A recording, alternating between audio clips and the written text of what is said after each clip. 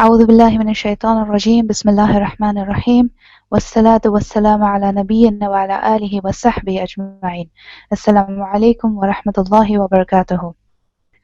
I, on behalf of the Islamic Online University, would like to extend a very warm welcome to all the attendees tonight. We really appreciate you taking time off your busy schedules to join us for this session. Today's webinar is by Brother Muhammad Nubee, and it is titled The Miraculous Road to Success. It is all about how we can convert our personal and professional lives into Ibadah. We monotonously go through life without realizing that there are so many little things which we do that can be a source of reward if done with the right intention. You may ask, how is that even possible? Well, that's what we'll learn tonight with Brother Muhammad as he walks us through the secret recipe of success in the dunya and akhira. Inshallah, we really hope to learn a lot this evening.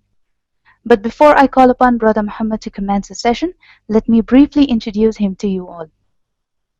Muhammad Nubee is an American-born citizen who reverted to Islam in 1976. He is a lecturer, motivational speaker, and a life coach.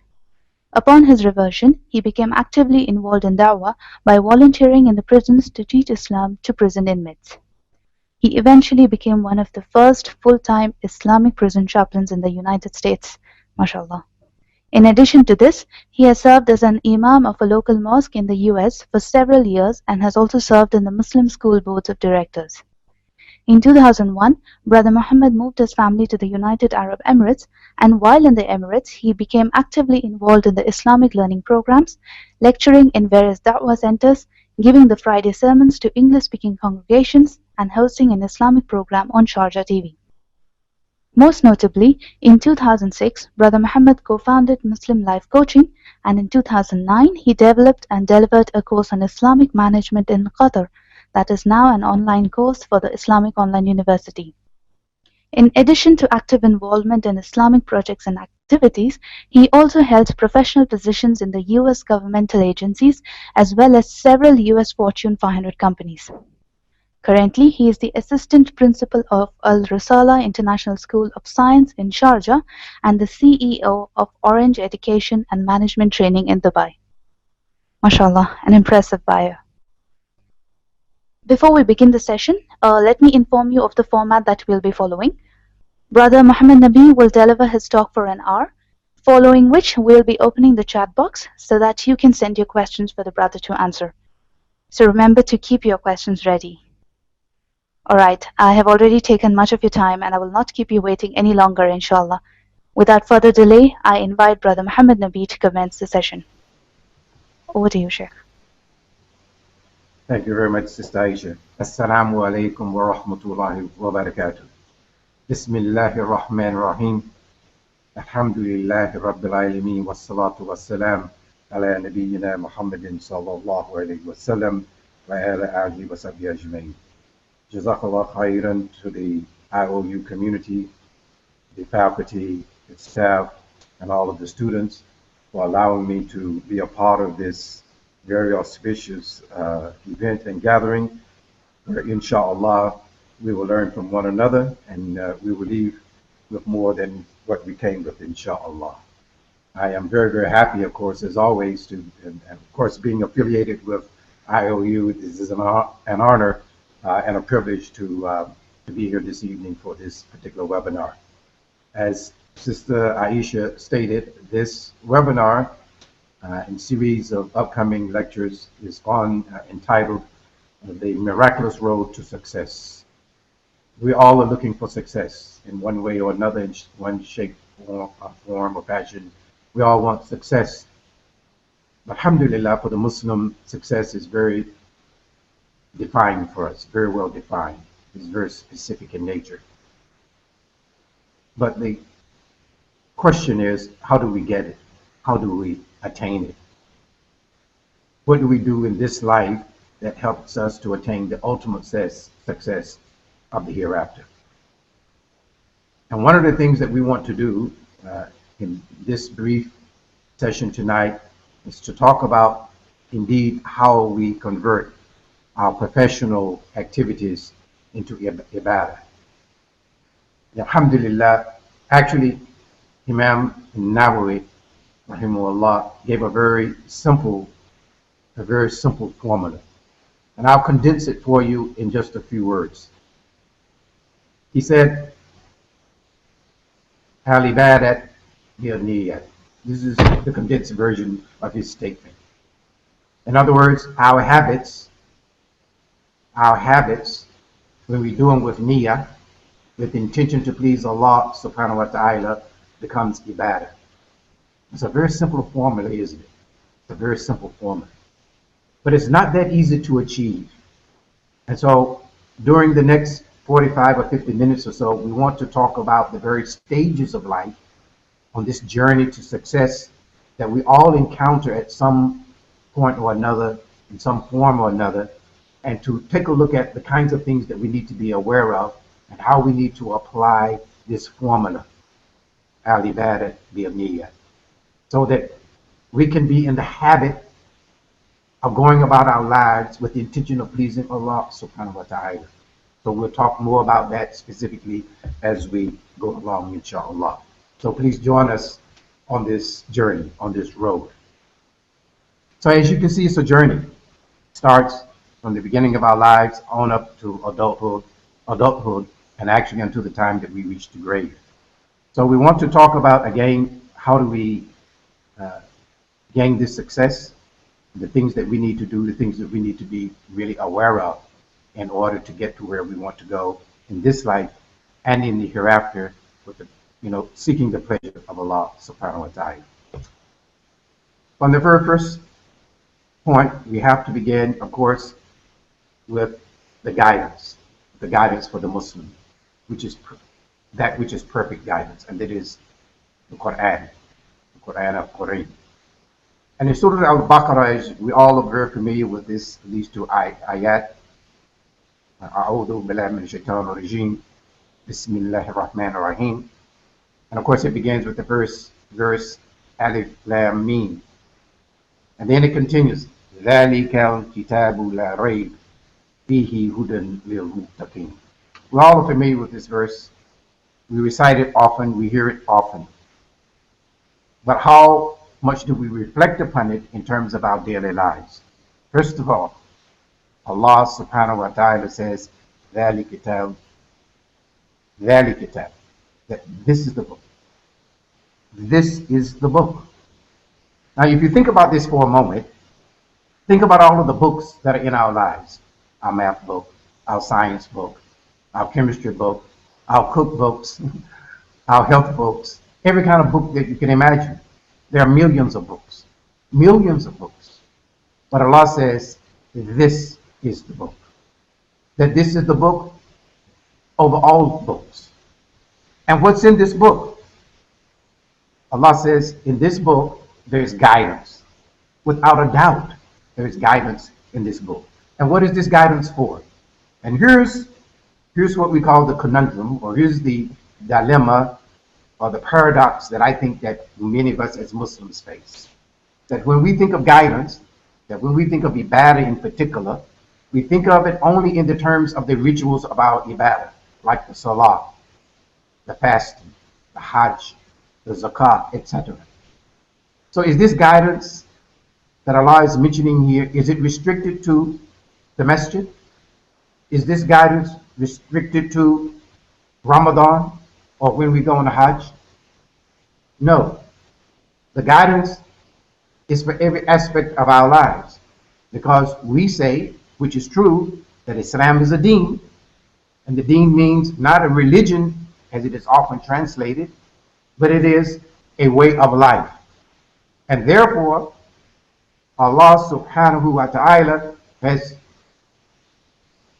revealed the Quran and given it to Muhammad sallallahu alayhi wasallam as a guidance for us in every aspect of our lives.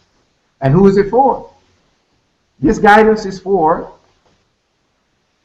the muttaqeen, the pious, the righteous people, the people who fear Allah, the people who believe in Allah, the people who love Allah. You know, in the Quran, there's an ayah that we all again familiar with, where Allah says to the Prophet Muhammad, peace and blessings be upon him, he says, say, Qul, Say, if you love me, meaning if you love Allah. If you love Allah, then follow me, meaning follow Muhammad sallallahu alaihi wasallam. So our guidance is also the principles that are in the Quran and in the Sunnah of the Messenger of Muhammad sallallahu alaihi wasallam.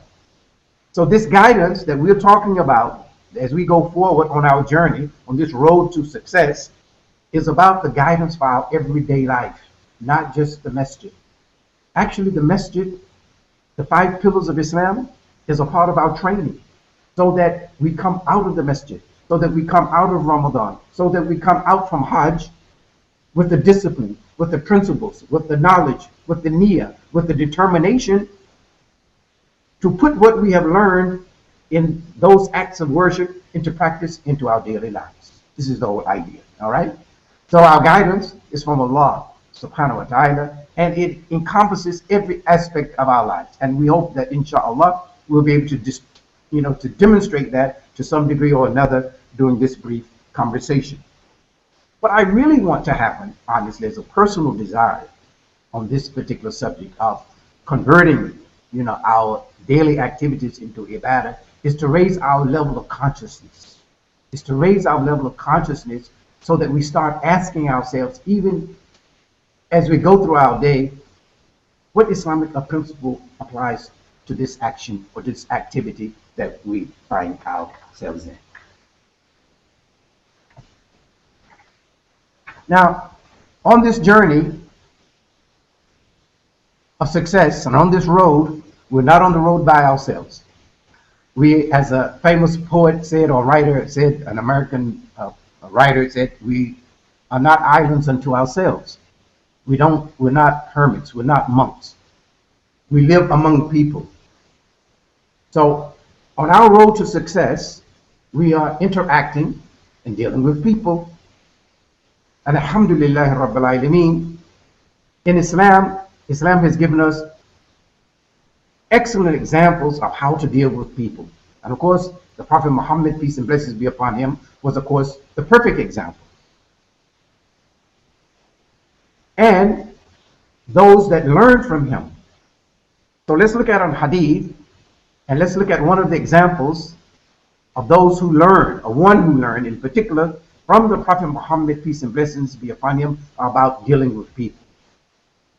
In this hadith, the Prophet ﷺ said, when I was sleeping, a cup of milk was brought to me, and I drank from it until I could see the wetness emerging from my fingertips. I gave what was left over to Umar, radiallahu anhu, may Allah be pleased with him. The Mufassirin, the Shayu, on this particular hadith, say that this particular hadith that the Prophet ﷺ was talking about Omar and his way and his ability to deal with people, that he was superb at dealing with people. And many of us already know, alhamdulillah, that Omar, of course, after the Prophet Muhammad ﷺ, was probably one of the most significant individuals who had a huge impact upon the initial growth and development of the Islamic State, of the Ummah Muhammad ﷺ. As a matter of fact, for those of you who are familiar with the book, The 100 Most Influential People in the World, Muhammad ﷺ was ranked number 1, alhamdulillah, but Omar was ranked among the top 100 as well. And we know that the Prophet Muhammad ﷺ said, if there were to be another prophet, if there were to be another one, it would be Omar, radiallahu anhu. So we can see how he was able, what he learned from the Prophet Muhammad ﷺ, and he implemented and he applied it to the establishment of the Ummah. So as we go about establishing our homes, establishing our businesses, establishing our organizations, establishing our schools, then we need to look to those who used Islam and who applied the principles of Islam to do that. So a lot of what we will talk about and a lot of our references will be to Omar radiallahu anhu. As a matter of fact, alhamdulillah bil alameen, your chancellor, our chancellor, my brother, alhamdulillah, Dr. Bilal Phillips, introduced me to this set of books, Omar bin al-Khattab, His Life and Times by Ali Muhammad al-Salafi. As a matter of fact, when I was in Qatar a few years ago, mashallah, doing actually conducting the online course that many that you're taking now, alhamdulillah, when I shared with him my interest in Omar and his leadership qualities and how he managed the Islamic State, alhamdulillah, our brother and my friend, Dr. Bilal, presented to me as a gift these books, this two-volume set on Omar bin al-Khattab, his life and time. I recommend highly that you get these volume of these books if you don't have them already, and really study them. It is a great work by, alhamdulillah, by Brother Ali Muhammad al-Salafi to present to us Omar, his life and times, and basically about his leadership and how he led the Ummah in establishing the Islamic State. So we'll be referencing to him many times, inshallah, and to Omar. So I recommend that you do that. As a matter of fact, as we conduct the other courses in the future, we will always, at the end, inshallah, have a recommended book list of books that you can refer to on the particular subject and topic that we are talking about. So when we're talking about dealing with people in terms of the Islamic personality, Omar stands at the very top. So tonight we're going to talk about 7 different stages and paths of our lives, all right, and on this journey to success. 1, we're going to talk about creating high-performance teams. We're also going to have some discussion about communication skills for leaders and organizations, critical factors for success in choosing a mate, critical thinking skills for adults, Muslim prayer and effectiveness, the 7 habits of highly effective Muslims, and lastly, overcoming failure, starting again, over again in life. Now, if we think about it, these represent, for the most part, our stages in life. After we grow up, we're born and we go to school, we get our degrees, our certificates, and we join an organization of some type, most of us, many of us. And in those organizations, we have teams, and we have to be a part of teams. And then we move on from that to, in terms of our abilities or learning and trying to develop our abilities of how to communicate as leaders within these organizations. I'm sure many of you there represent leaders of your own organizations or have at some point in time or another been in a leadership position, even if it was only temporary, that is, to lead a group or to lead a project or something of that nature. And of course, then moving on to the other factors that we mentioned. So let's look at creating high-performance teams and what the kinds of things that we need to be concerned about. One of the main aspects of having a high-performance team, of creating a high-performance team, is to align the team's activities with the organizational goals and objectives. Most people, unfortunately, most people in their organizations are not aware of what the organization's goals and objectives are. In other words, what is the mission? What is the mission and what is the vision of the organization? In the U.S., I worked with one organization, again, Fortune 500 organization, similar to IBM. And one of our tasks was, from the general manager, was that everyone must know what the mission of the organization was. That we must know that if we were to be asked at any time, we would have to be able to say what that mission is. So my question to you is, how many of you know what the mission is of your organization?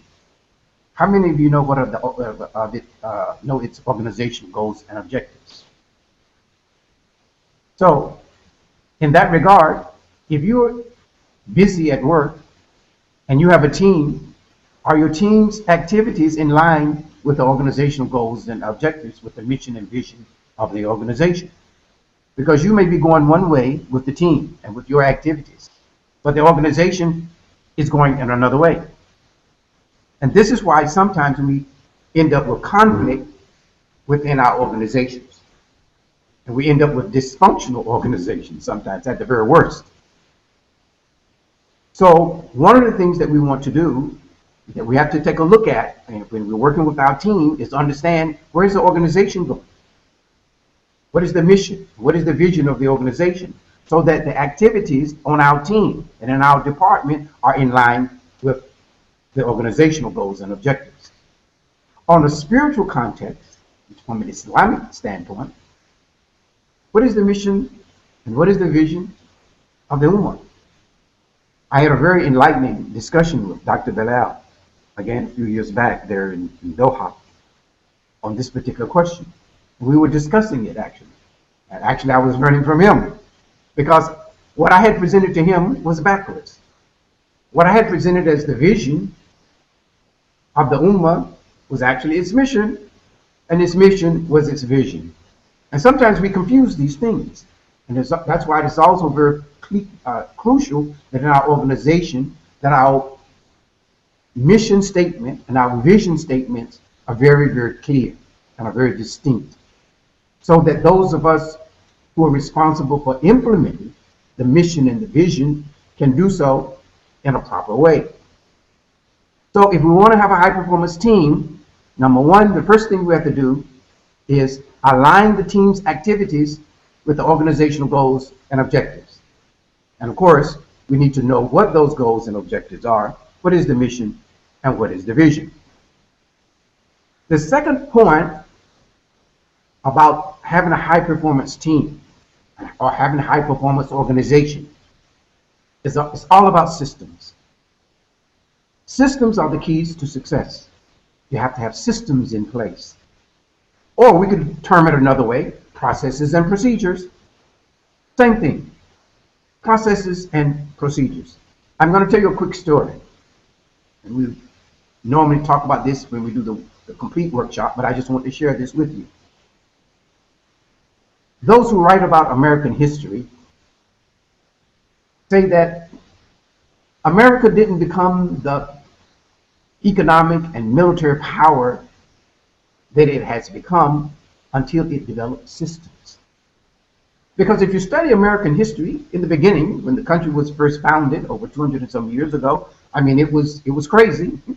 People were going here, there, doing things however they wanted to do it. Nothing was systematic at all. And only until systems were put into place, or until, as the researchers stated, only until professional managers, professional leadership was actually established. So when we say professional managers and professional leaders, meaning those people who take the necessary time to put in systems, to determine how the organization will function. That when we do A, what is B? And after B, what comes C? And who actually think about these kinds of things to put in the systems. This is a big issue. And this is very important to make our teams work. A lot of times people ask me, haven't been here in the Middle East for, since 2001, and when they ask me what is the difference between living here and living in America. And one of the things I say is its systems. America, for better or for worse, for its pluses and its minuses, it has great systems. It has tremendous systems in place, whereby it's very easy to get things done. The Prophet Muhammad sallallahu alaihi wasallam, he said to the leaders, there was an advice to the leaders. He said, facilitate things for the people and make things easy for the people. Facilitate the matters of the people and make things easy for them. Now, in management and business context, we would call this effectiveness and efficiency. Putting in effectiveness and efficiency mechanisms so that we can work efficiently, and also we can work effectively. This is a part of systems development. Oftentimes when things break down on our teams and in the organizations, it's because there's a breakdown in the system, or there may be even a lack of a system. So the first thing that we want to do before we run and quickly say, oh, let's do this activity, let's get this done, let's develop the system for how it will get done step by step. Take the necessary time to do that. The next goal that we have in terms of creating a high performance team is understanding the motivational mindset of the people on your team. And this is very key, of course. What is their mindset? How can you motivate them to perform? How can they be motivated? Now, not everyone has the same mindset. And one of the big mistakes that sometimes as leaders and supervisors and managers that we make is that we approach each individual the same. I don't have the same mindset as my coworker. And my coworkers don't have the same mindset as I do. And there may be 8, 10 members on the team. Everyone may have a slightly different, or modified mindset in terms of motivation. What motivates you? So one of the things that we'll talk about when we have this particular session is we'll be talking about the specific motivational mindsets of the people. And there are specific motivational mindsets. Now I'll give you an example from Islam. Okay? The Prophet Muhammad did not treat everybody the same. Everybody wasn't the same. And he understood this particular fact, this psychology, if you will. One of the examples, which is very famous and very well known, okay, is the man who came and asked Muhammad he said, when is the hour? When is the hour? So to this one man, he said, only Allah knows. Only Allah knows. Allah knows best when the hour is. That was the answer to this particular man. Another man came and asked the same question, Ya Rasulullah, when is the hour? His response to that particular man was, what have you prepared for? What have you prepared for the hour? Different motivational mindset. Different motivational mindset. For those of you that have children, you will know clearly, that the motivational mindset of one child over the next child can be completely different. Can be completely different. So people have different motivational mindsets. So I'll give you a little clue here, another little clue. Some people have a mindset, a motivational mindset, based upon fear of loss. Fear of loss. Don't want to lose anything.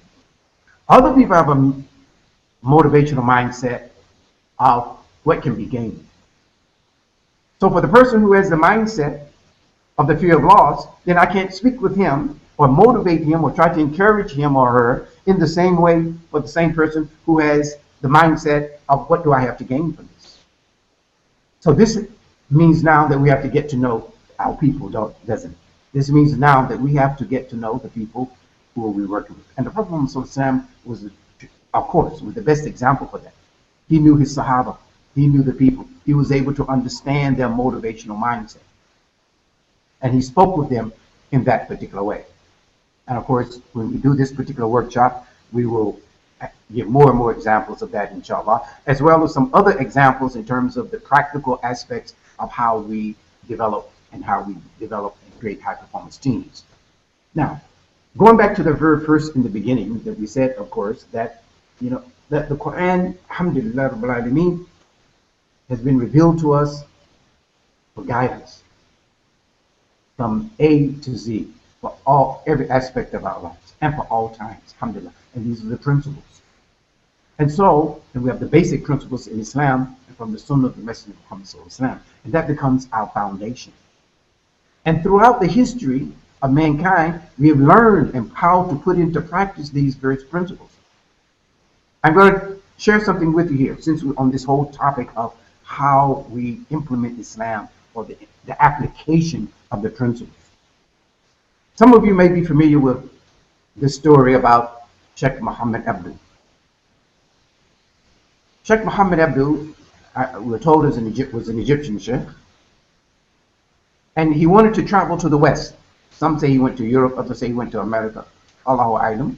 But the message is the same. So he traveled. And when he stayed, however long he stayed, because he wanted to see how the West operated, and so he came back to Egypt. And the people asked him, Ya Sheikh, what did you find?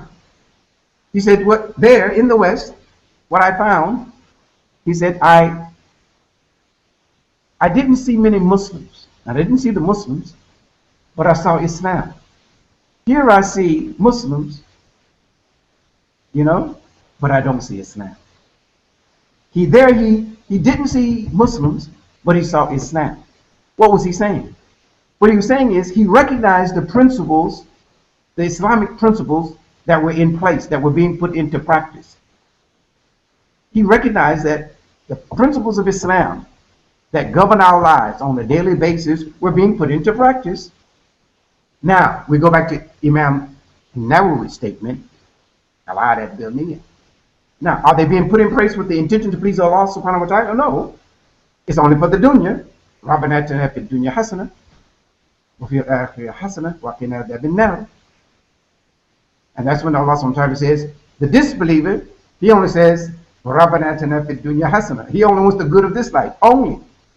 The Muslim wants it both. Alhamdulillah. He wants it both. But to get it both, then we have to apply Islam.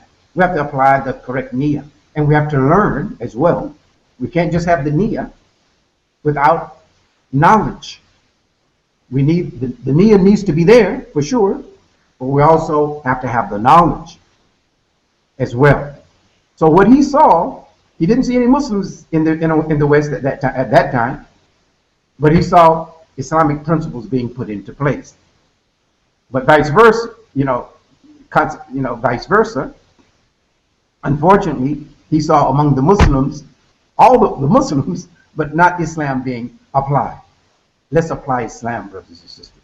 The whole point of this is to let's apply Islam. And in order to do that, we have to start asking the question. So I'm at my work, I'm in my job. If something happens, I have to ask myself, is there an Islamic principle that applies to this? Is there something from Islam does Islam speak to this in some way? Is there a hadith from the Prophet ﷺ? Is there something from the seerah of Islam that corresponds with this? We should do that. Now, I'm going to warn you. When you do this, you may be a stranger in your workplace. You may be a stranger in your workplace. Why? Because unfortunately, if you work mostly with Muslims, then unfortunately, many of the Muslims of us have not yet reached to this level or this state of mind where we want this consciousness, where we are thinking that Islam is to be applied at work too. And it's amazing to me how sometimes that in our workplaces and in our organizations, etc., that sometimes we fail to do that. But we don't want to fail to do that. We want to have this consciousness of this. So creating high performance teams, so this is just to give you some idea of the kinds of activities and the kinds of subjects and the kinds of material that we'll be talking about in this particular workshop. We hope you'll join us. But these are three of the keys. We'll show some videos, and there'll be lots of other material, of course, and examples and that we'll show, inshaAllah, that help us to be able to create high performance teams, inshaAllah. In addition, now once we're on teams and we're in organizations, of course, we have to communicate. We have to develop communication skills. All right?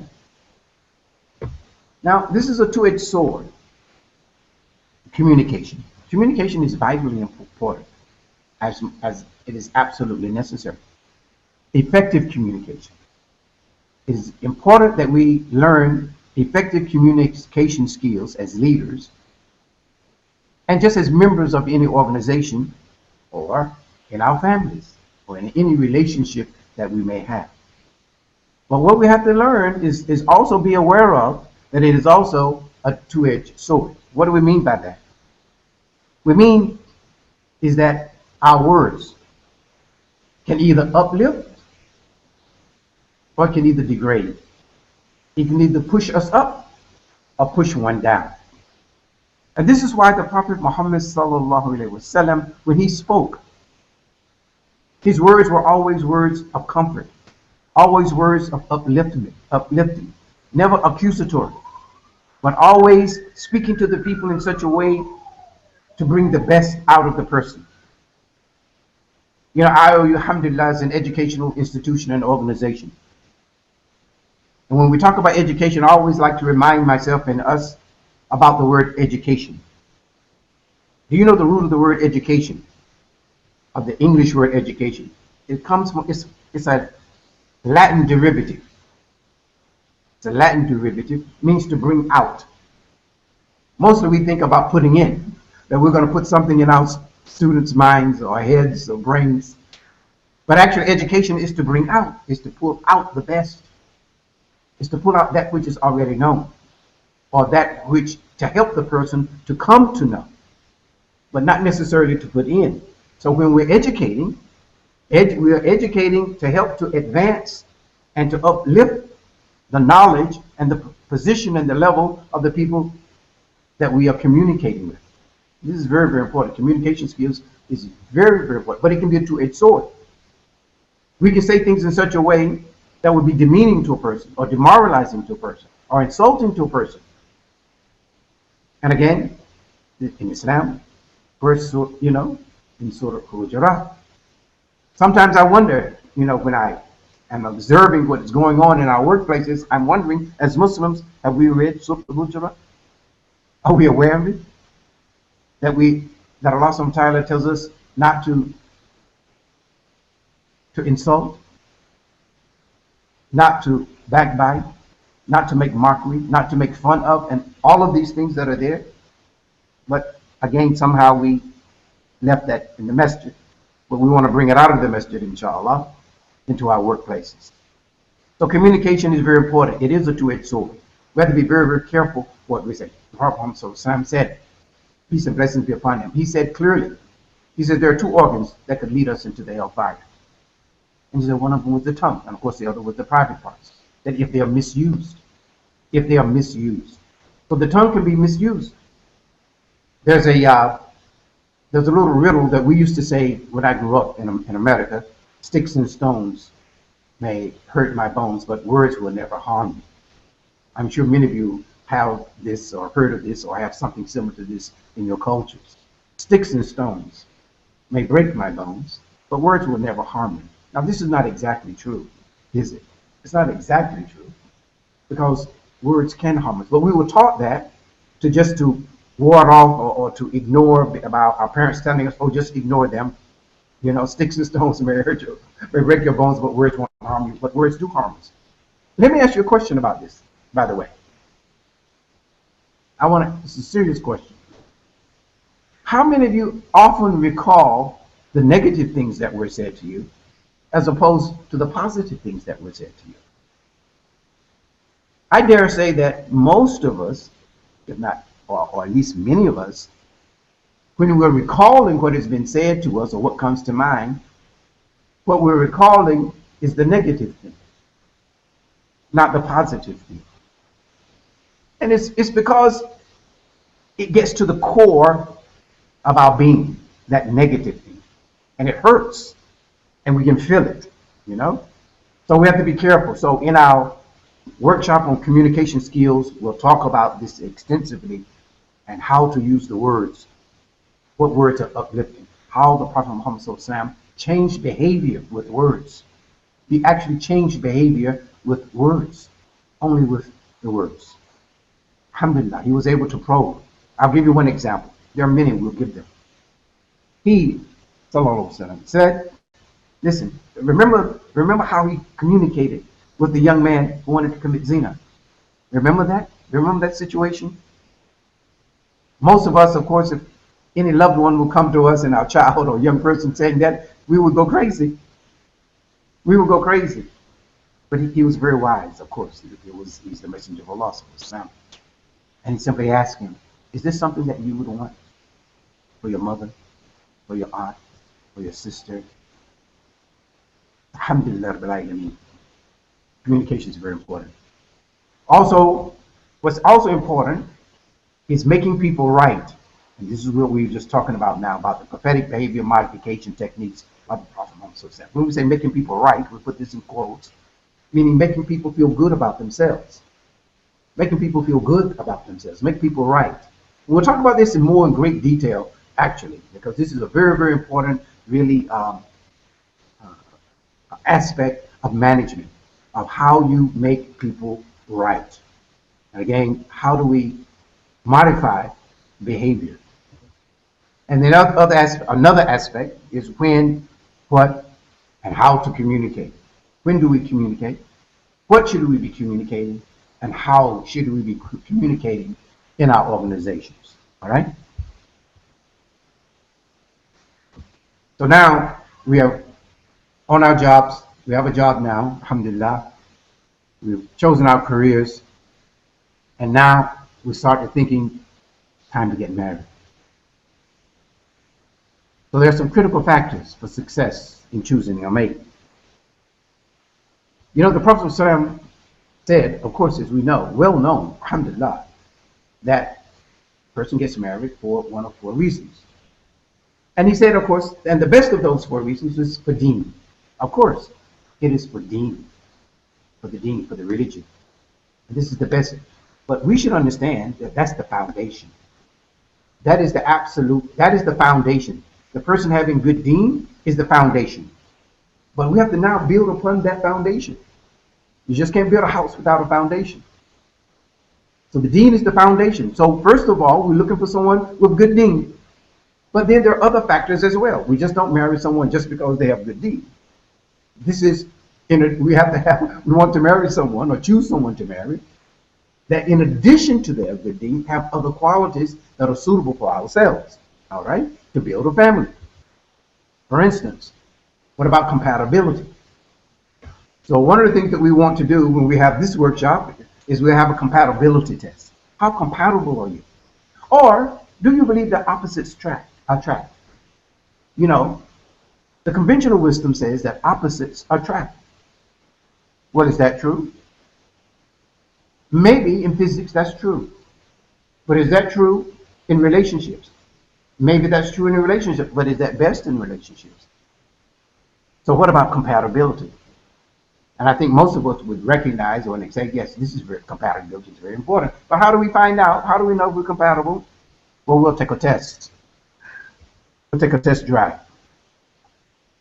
We'll also talk about the difference between arranged and recommended marriages.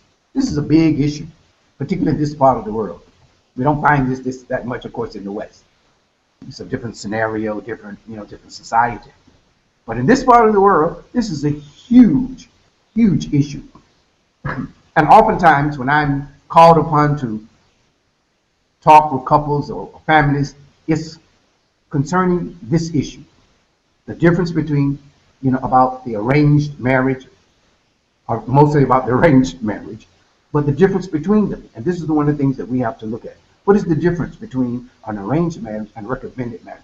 And we'll talk about actually some studies that have been done in the U.S., as a matter of fact, interestingly enough, on the aspect of recommended marriage. And this is very, very important. And this is very, very key in terms of Islam. Because one of the things about Islam, in terms of marriage and choosing someone to marry, it's based upon some kind of recommendation, whether it's through our family or through some friend, but it's to recommend. Why? Because you want to know someone who knows that particular person. Now, arranging is something else. And we'll talk about that as well, and the distinct differences between that and the impact that it may have on you, excuse me, and on us in terms of when we are choosing. And the last thing in this category that we'll talk about, which is really, really huge, what if parents say no? What if they say no? I don't like him. I don't like her. And they say no for a variety of reasons. Oftentimes, these reasons are un-Islamic reasons. Sometimes they're valid, and sometimes they're not valid. But it puts us in a really difficult situation, doesn't it? Because we have to obey our parents.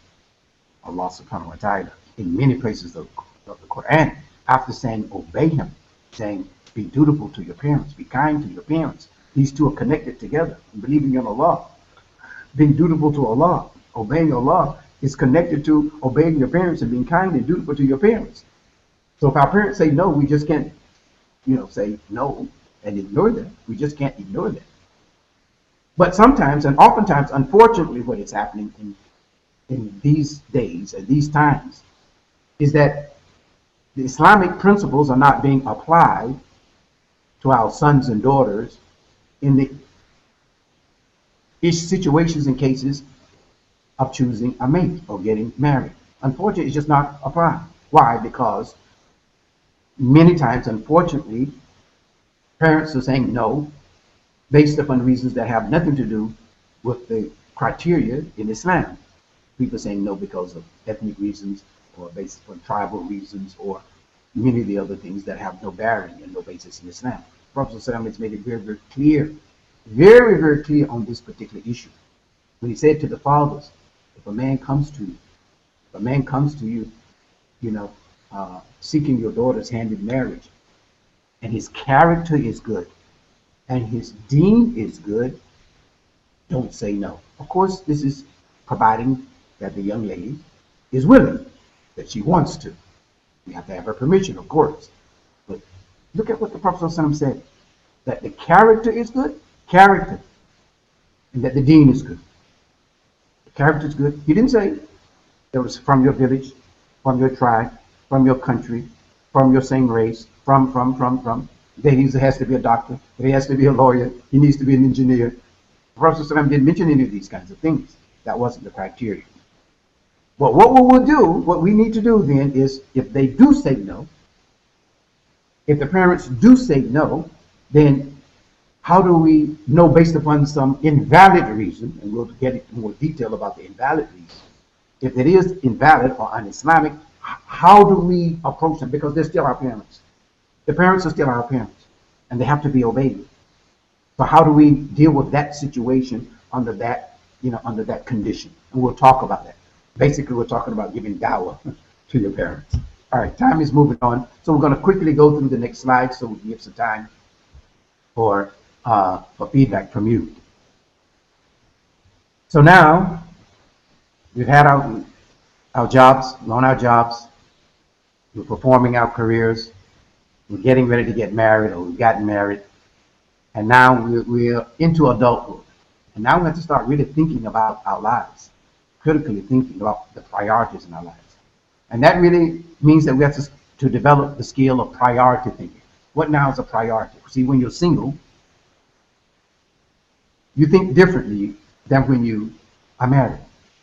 When you're part of a family, you have to think differently. You have to think in terms of priority. Even as a single person, there are still priorities. But clearly, when we're dealing in families and in our organizations, we have to think in terms of priority thinking. And there are skills, we have to develop the skill for priority thinking. What is priority thinking? We'll talk about that. Also analyzing. How do we analyze? How do we conceptualize? How do we compartmentalize things? Sometimes we get things all confused. Sometimes we are not able to conceptualize as we should. Sometimes we're not putting things putting things in its proper place. We have to analyze, have good analytical skills to analyze actually what is going on. What is the context of what's happening now? To conceptualize, from the bigger picture, and to put things and to compartmentalizing, meaning putting things in its proper place. All right. So we have a big issue.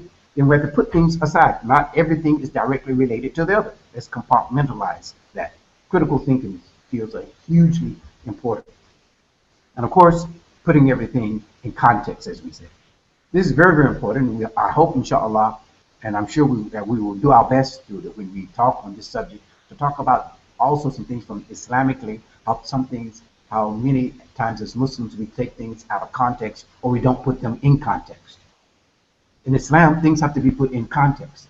Unfortunately now, if you see some of those who from the non-Muslims, who particularly now in the West, who are very much, not all, but many who have this anti-Islamic attitude or Islamophobia, as we're calling it, and they'll take some things, or they'll take one aspect of Islam and they'll take it completely out of context. Like let's say, for instance, the hudud, the hudud, or the cutting of a hand. They'll take it completely out of context, not putting it in the right context, or anything concerning the Sharia.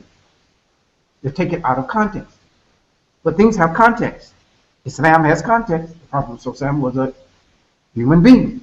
He lived among the people, and he worked among the people, and he taught the people. And there were situations and circumstances that occurred that brings about context. So things have to be put in context. And of course, we're married, then we start having our families. And then we have to be concerned about effectiveness. One of the things I often hear from young parents or from older parents is this statement, I wish my child would, you know? So we're going to talk about don't wish, we want to make it happen. We all want our children to be a certain way. I wish my child would, or I wish my husband would, or I wish my wife would. But in terms of Muslim parent effectiveness, we often say this. We say to one another, to our peers, I wish my children would do such and such. I wish my son would do such and such. Well, don't wish, let's make it happen. We'll talk about that, inshaAllah. Parenting, the job that no one trains you to do. This is a huge responsibility, but that no one really gives us training. But Islam gives us some very good guidelines about parenting. Some very, very good guidelines about parenting. And when we look at the life of Muhammad and how he dealt with the young people, and how he dealt with people in general, we can use that in terms of our own parenting techniques. In terms of our own parenting techniques. We just need to be able to step back, and understand the growth processes. Omar, we were talking about Omar in the beginning. Omar made the statement, and I hope I can remember all of it, but he said that actually there are 3 stages for our children. 1 to 7, 7 to 14, and 14 to 21. And each of these stages, we should be acting with them in a certain way. In each of these stages. And I forget all of the specifics of each stage right now, but in each stage, there's an action that should be taken. I think it said from 1 to 7 is the time that you have to, that's when you're caring. This is the nurturing time. This is the nurturing time. The second stage is the time that we're playing with them, that we're bonding with them, doing this second stage. This last stage, he said, this is the stage when you have to watch them. You have to watch them. We can explore this further, inshaAllah, as well. And also, how to make your child talk. How to make your child talk. Meaning, how to have a relationship with your child, with your children, where they're willing to be open with you and to tell you whatever is on their mind. There's a particular technique and there's a discipline that we have to learn. There's a discipline. Remember, we referenced the hadith and the situation of the young man who came to the Prophet ﷺ wanted to commit zina. Most of us would go crazy. We couldn't hear that. We couldn't even begin to even hear our child, or saying that. But Muhammad ﷺ didn't go crazy. He didn't shout and yell, say, you must be crazy, you're going to go to hell. He said, no. He approached him logically, rationally. Said, think about it. I want you to think about what you're saying. Think about what that means. So we have to know how to make our children talk. Then there are the 7 habits of highly effective Muslims. We just quickly go through these to be proactive. There's the book, of course, the 7 habits of highly effective people. So this is a take on that, but we'll approach it really primarily from an Islamic standpoint, inshaAllah. Begin with the end in mind. Putting first things first. That means getting our priorities straight. Think win-win. Seek first to understand, then to be understood. Synergize. And sharpen the saw. This one I like personally. I think we can talk a lot about that. And then the last stage is now we're coming towards we shouldn't say the end, but we're coming toward a stage in life where life changes begin to take place in some form or another, or could take place. And throughout life, particularly after we become adults and young adults and we start getting to our 30s and 40s, we start experiencing sometimes failure. Or we experience in situations where we have to start over again in our lives. Maybe we lose our job. Maybe it's a broken marriage. The death of someone very, very dear to us. We had to move to a different country. We lost our business. There are many reasons and circumstances that put us in a position where we have to start all over again in life. And the best ayah, alhamdulillah, well, Allah subhanahu wa ta'ala says, and it may be that you dislike a thing which is good for you, and that you like a thing which is bad for you. Allah knows, but you do not know. We're talking about this whole thing of starting over again in your life.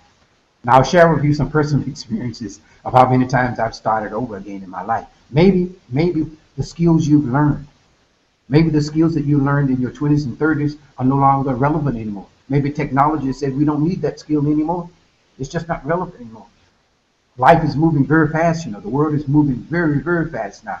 In this global society and global economy, with technology really changing almost not just every day, almost instantly. And many things are becoming obsolete, which means that not us as individuals, but what we do and how we approach things have become obsolete. So that means sometimes reinventing ourselves. So really, this will be talking about how we can reinvent ourselves as human beings if we have a need to do so. And of course, to overcome the fear of change. Everybody's afraid of change. We all have this fear of change, but we want to talk about how to overcome it and embrace change. Again, as we said, and how to reinvent yourself. Jazakallah khairan. Alhamdulillah Rabbil Alameen. I hope that we have shared some information that of some benefit. Inshallah, we can explore these topics and subjects in depth in the coming weeks and months ahead, inshallah ta'ala. Jazakallah khairan. Assalamu alaikum wa rahmatullahi wa barakatuh. Alhamdulillah, that was an excellent session. Jazakallah khair, Brother Muhammad, for showing us a totally different perspective to take on life and for sharing these amazing tips. I hope that all of you have also benefited as much as I have, inshallah. May Allah make it easy for us to adopt these great points into our life. Now we'll move on to the next segment, which is the question and answer session. But before we would commence it, I would just like to make a small announcement. We are launching a new course which is titled 7 Gems, Conquer Your Dunya and Akhira. It is going to be taught by Brother Muhammad Nubee himself, and he has already given you an insight into the course in this webinar. Just to give you a brief outline, this course will also teach you how to shed your communication barriers and enhance your speaking skills. Further, it will also help you to become a critical thinker, an effective parent, show you techniques on how to solve problems, and many ways on how to stand out of the crowd and excel in your personal and professional lives. Basically, this course is a complete package that can transform your lives from mundane to extraordinary, of course by utilizing the teachings of the Quran and the Sunnah. What you just heard in this webinar was only a prelude to the massive and exciting layout of the 7 Gems course. This course is going to be one of a kind, inshallah, and I would definitely urge you to be a part of it. The enrollment link will be provided in the chat box, and you can check the course page for more details. Moving on, as promised, we'll now be taking questions.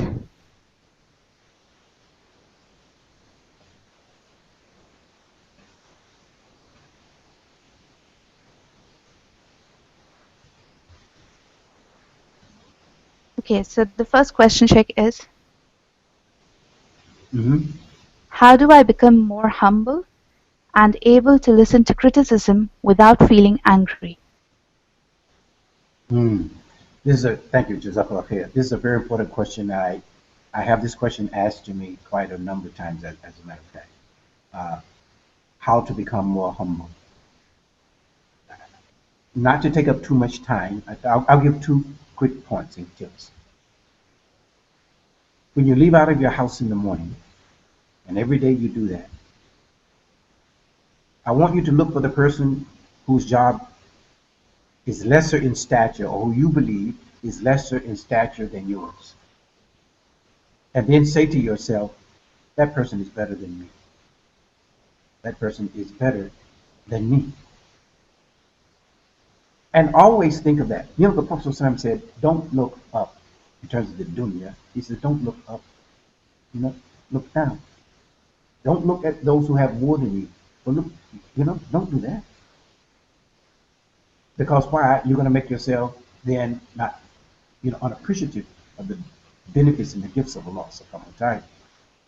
But in this whole aspect of humility, which is a huge issue, one of the greatest things that you can do, there are many tips, but one of the biggest things you can do is to get up for Qiyam al-Layl. One of the biggest things that you can do. Why? Because This is something, generally, the lack of humility or the opposite of humility is what? Is arrogance or people who want to show off. This is a tendency or boastfulness. So to cure that, one of the greatest way to cure it, actually, the greatest way, and there's some other tips as we said, is to regularly, consistently get up in the middle of the night and make qiyam and pray to your Lord. Why? Why that? Well, because no one is there watching you. No one is there watching you at all. And it takes a great amount of discipline and sense of purpose in order to do that. And it's a humbling experience, actually. You get out of your bed, the comfort of your bed, and you make wudu, and you stand in the darkness or in the light. You don't have to be in light, but maybe better, Allahu Akbar, in the darkness, by alone. No one is around. It's just you and your Lord. No distractions at 1, 2, 3 o'clock in the morning before Fajr. And you're asking Allah subhanahu wa ta'ala to guide you. And that you go to Him humbling yourself before Him. Before Him. Now, there were 2 points really raised in this question. One was about humility and another is about anger. So that's something else, actually. And this is about now anger management, how to manage your anger, and not in allowing other people to set you off or to make you angry about something, maybe something that they've said about you or towards you. So we'd have to know more details about that. But if it's in general, how not to be angry, the Prophet ﷺ, of course, gave us a general guideline about this. So when you get angry, sit down. And if you're still angry, lie down. The point here in psychology, we say, is that in order to change an attitude or mood, move, M-O-V-E, move. So once you begin to feel angry, this is just one quick tip. Once you begin to feel angry, move. Don't stay in the same spot. Sit down, move, go someplace else. If it's only 2 or 3 feet, but you need to change the environment. Quickly change the environment. Then you have to spend some time finding out why you got angry. What is making you become angry? What is it that was said or done that made you angry? So we'd have to really get into more of the psychology of the words of your own personality to talk about the anger. The humility is something else. And it could be tied, actually, I shouldn't say it's not related to, but definitely could be tied to the lack of humility. I gave a talk a few weeks ago here in Dubai, just on this. Actually, it was about how to rid oneself of showing off. And of course, the opposite of that is how to become more humble. And at the end, as we said, one of the strategies, of course, is the best one is Qiyam al-Layl. The other is to keep reminding yourself that you're just I'm a servant of Allah, and that there are people that are better than me. For sure, they're better than me. Never think that much of yourself. Be confident of yourself. Have confidence, but never think yourself really better than anyone else. So I'm not really better than anyone else. Only Allah knows who's really better than anyone else. All that we want to do is just try to be the best person that we can be. Now, here's another thing, and I won't take too much time with this, but this is very, very important because I've seen it happen recently. Be aware of what people are saying to you. Sometimes we get what we call the big head or big-headed because other people are into our ears telling us things that are not really true about ourselves, and we're listening to that. Or, again, we have desires about this world and about this dunya that we shouldn't have desires for because it's nothing. This world is delusion. It is an illusion. In reality, it is absolutely nothing, and it means nothing to Allah subhanahu wa ta'ala. Nothing to Him. This world means nothing.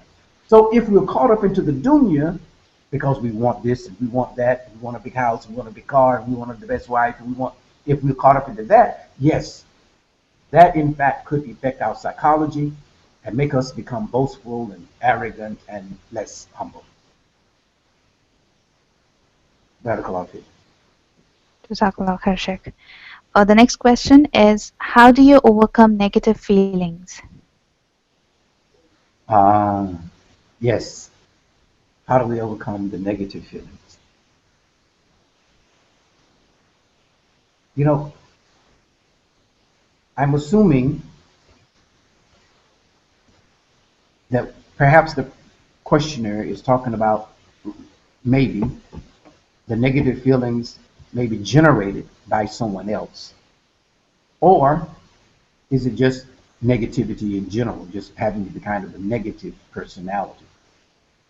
So let's start from the former in terms of if someone is saying or doing things around you that, causes negativity. First of all, if a person is upset or is angry and is saying things to you that they shouldn't say, here's what you say to yourself. This is where he or she is at the moment. This is the best that they can do at the moment. You see, because it's not about you. When someone is angry at you, or when someone insults you, actually it's not about you. It's really more about them. Why did they insult you? Why did they belittle you? So that was the place that they were in at that time. That was their place. They weren't fully functioning at that particular time. And so you have to pretty much kind of say to yourself, you have to really form yourself, that this is an issue that this particular person is having, so that you don't allow it to be your issue. And you have to say, what their problem is. Their problem is not my problem.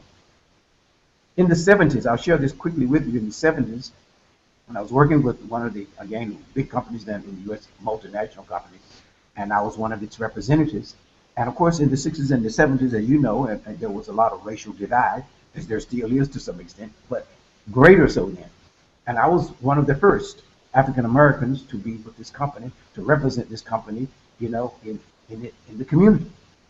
And so when I would go out to the organizations as the representative of that company, many of the people met me with racial hostility.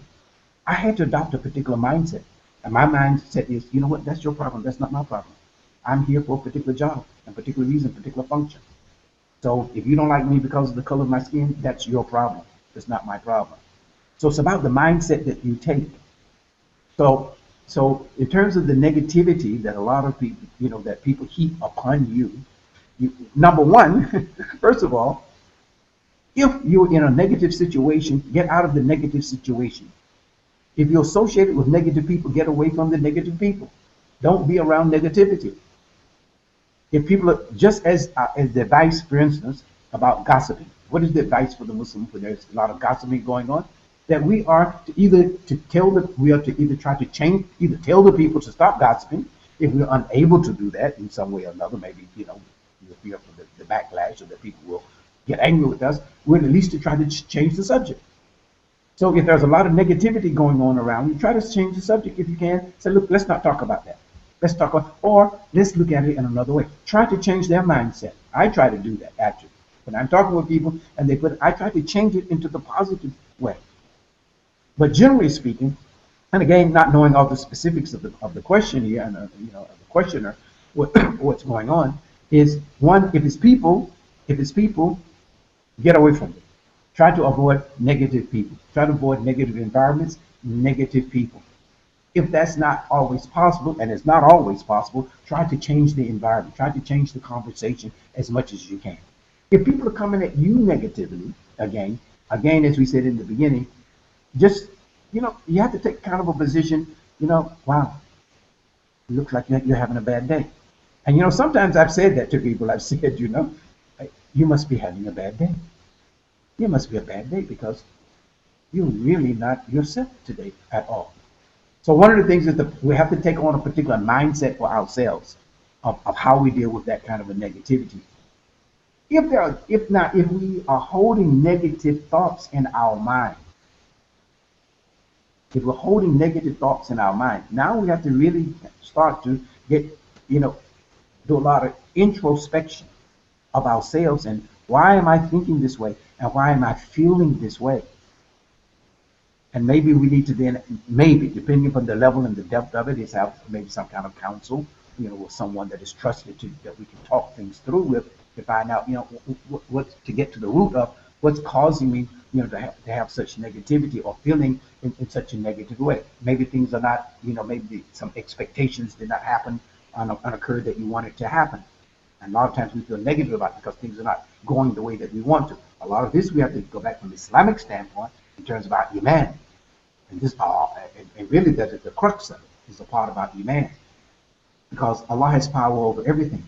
And we have to be willing to accept the qadr of Allah if it's about, our life. We have to do the best that we can. But at the same time, accept the qadr of Allah. That this is what Allah wants for me now. At the same time, we're working hard, every day to improve our condition into our situation and not allow ourselves to become negative and not allow others to put ourselves in that negative situation. And sometimes people will say that. They'll say, is that the best that you can do? Is that the best situation you can find? I don't, there are all kinds of negativity that comes to us.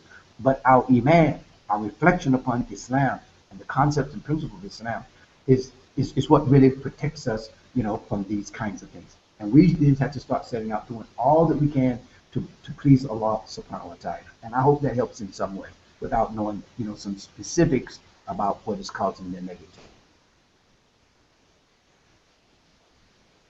The next question is, what if parents don't allow and understand that their child needs to get married? Or what if parents don't allow or understand that their child needs to get married? Yeah. This is what we were talking about now. How do we intervene, or how do we give dawah to our parents? And what if they don't really understand that? Number one, they're probably likely not going to listen to you, the one who wants and needs to get married. So that means now that something else is really happening here in terms of, we're talking about obviously Muslim parents, that there is either it's a lack of understanding in terms of the education of Islam. And one of the things that needs to happen, the first thing that needs to happen is to seek other people in the family who do have a proper understanding of Islam and Islam's principles and its goals and its objectives in terms of our relationship, is to get other people to intervene on your behalf. It could be an aunt, it could be some other people that in the family primarily, preferably, who know the people, to talk to them about this particular issue. This is very, very, very, very important. If, for instance, I'll take it to another step. If the person wants to marry someone, if you're saying, now this is another issue actually, or another part of this.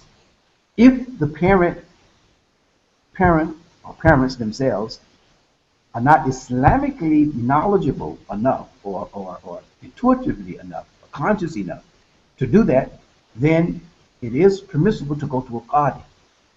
And this is this is not from me, but this is from one of my sheikhs, one of the from the shiur, that it is permissible if you live in that kind of a society, that it is permissible if the parents are not, let's say, Islamically fit. Now, I know that's not the wording of the question, but if it's that far, then it is permissible to go to a qadi and say, listen, my parents are not Islamically conscious enough or not practicing Islam to be able to allow me my right, because it is a right to get married. This is one of your rights. This is a right. If it hasn't gone that far, if that's not the issue, maybe it's just, if it's something just cultural or some, I don't know, some, hesitation on their part for some reason or another, then now it's a matter of trying to awaken their consciousness. Because one of the things you can ask them, if their parents, is, well, why did you get married?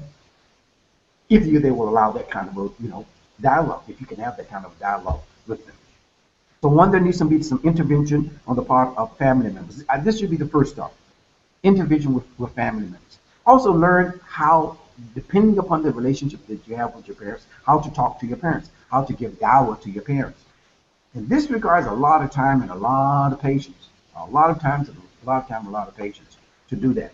If it's really extreme, like as you said, if the parents are not, and this does happen a lot, unfortunately, that the parents are not practicing Muslims, and so they're just not aware of these kinds of things. then it is permissible, according to the scholars, that you can go to a party and actually they can become then your guardian. Jazakallah khair. Jazakallah khair, Sheikh. Okay, the next question is, what if we are too attached to a person and we want to break that connection and instead establish a connection with Allah? How can we do that? They are too attached to a person Yes, and they and want they to want to break that connection and instead establish a connection with Allah. just break the connection. I mean, I understand the question quite well. Now, it's almost like an addiction, if you would. You're addicted to something or to someone, but you know that your attention should be someplace else. So now you have to start that process. And first of all, alhamdulillah, you're halfway there. Because you're halfway there recognizing that you don't need to be in that place. You need to be in another place. So, number one, ask that other person, say to that person, we need to be here. And is that person willing to go with you? Is that person willing to go? Because if that person is willing to go, alhamdulillah, this is good.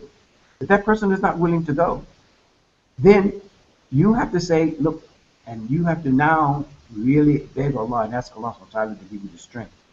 And know that Allah knows what is best for you. And Allah to give you the strength to break away and to be free of that, because that is harming your relationship with Allah.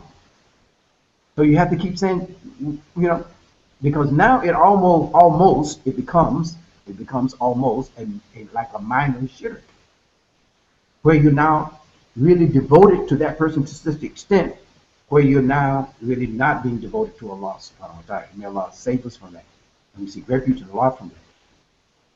So one of the things that you're gonna have to really, again, like we said on the first time about the first question, is really attach yours to two things. One, do more ibadah.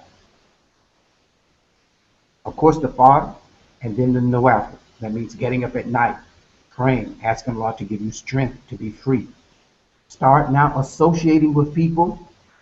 Start associating with people that are attempting to get closer to Allah, who have that as their goal. Take those steps to start moving away. More and more. And believe me, don't worry about the loss. Don't worry about what you think of as a loss. Actually, it won't be a loss.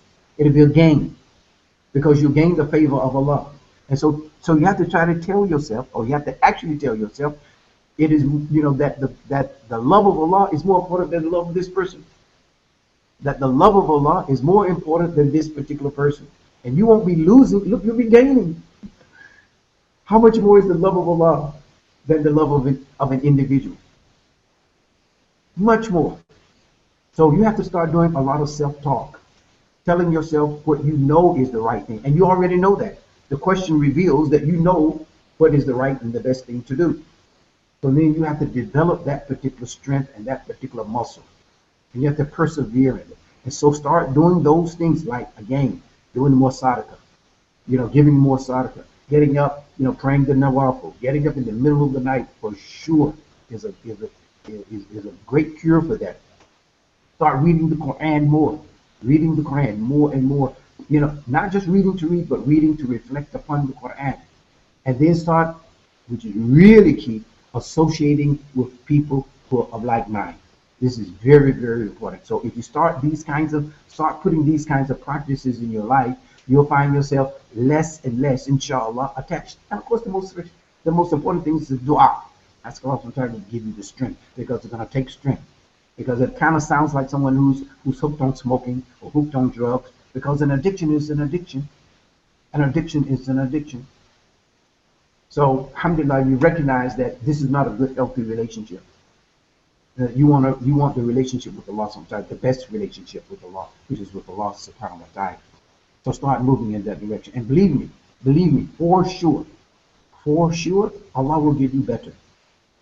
Allah will give you better, my sister, my brother. Allah will give you better. Don't worry about what you will lose. Only concentrate on what is to be gained. And Allah has promised He will give better and He will give more and in abundance for those who trust Him, who believe in Him, who worship Him, and who run to Him. In the Hadith Qudsi, I'll end with this. Allah sometimes said that, those who come walking towards Him, He comes running towards them. And those who go running towards Him, He comes at them with speed. So move towards Allah subhanahu wa ta'ala. Move towards Him. And understand something clearly. If this individual doesn't want you to get close to Allah, does he or she love you? Does he or she really love you? If they don't want you, if he or she does not want you to get closer to Allah sometimes, so where is the real love here? Where is the real love? So do you love me or you just love yourself? You don't really love me, because if you the person who really loves is the one who says you're free, go. And the person who's really conscious, he'll say, I'm going with you because this is better for both. Barakallah. Great advice, Sheikh. Barakallah fiqh. The next question is, how do we deal with difficult, rude, and stubborn staff during a disagreement at the workplace according to the Sunnah? So basically, the sister wants to know, how can we expand our chest when dealing with such constricted people? Repeat that again if you don't mind. Yes, Sheikh. Again. How do we deal with difficult, rude, and stubborn staff when a disagreement occurs at the workplace? Okay, gotcha. Yeah, how do you deal with those kinds of people? Yeah.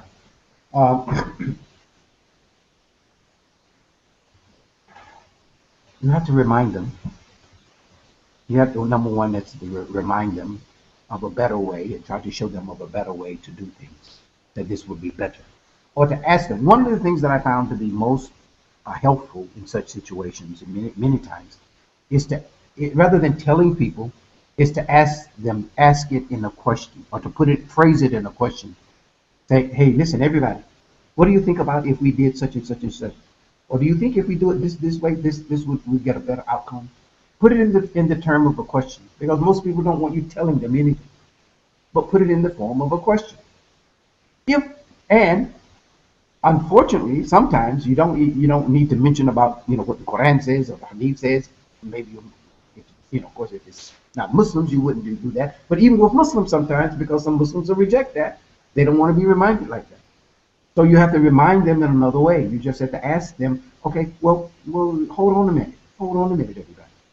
What if we do it this way? Or what do you think about if we do it such and such a way? And see if people really have the mindset to do that. Now, and the people have enough consciousness, if their consciousness can be awakened to be able to say, this is not you're right. You're right, sister. You're right, brother. This is really not the way to do that. Now, here's another reality. Another reality is some people just are not ready. Some people in some environments are not ready. And some environments are just environments of fitna. They're just environments of fitna. And if you recognize that that's if you can't change it, the Prophet ﷺ said, if you see a wrong, you have to change it with your hands, with your tongue, and the least is, hate it in your heart. So you have to, if you don't have the power to physically change things, you have to at least speak to it to say, look, can we look at this in another way? Don't tell them you're wrong, because if you start telling people, this is not right, and this is, people mostly reject that. But you have to at least start approaching them in a way that, well, let's think about it in another way, as we said. And at the least, it's to hate it. If you are unable to change all of that, and you're dealing with shrewd people, some people are very, very shrewd. Here's the one thing to do for sure. Don't play into the game. Don't say, okay, if you're going to be shrewd, I'm going to be shrewd. You're going to lie, I'm going to lie. You're going to do, no, you can't play that game, because there will be no winners. There will be only losers. So don't play that particular game at all. Don't play the game. If you know people are shrewd, do things at the highest level that you can possibly do it. That's it, to protect yourself. So you know what? I'm going to take the high road. I'm going to do it the right way, to the base of my knowledge and ability. And you know what? And the shrewd people's ways will be seen. The Prophet ﷺ said that, about the people who show off. Excuse me. He said of the people who show off. He said it 3 times. He said the person that shows off He said the person who shows off will be exposed. The person who shows off will be exposed. The person who shows off will be exposed. So the liars are going to be exposed. The shrewd people are going to be exposed. Don't get yourself involved in it. If you can't change it, and if it's that pervasive in the organization, you need to leave it. Get out of it.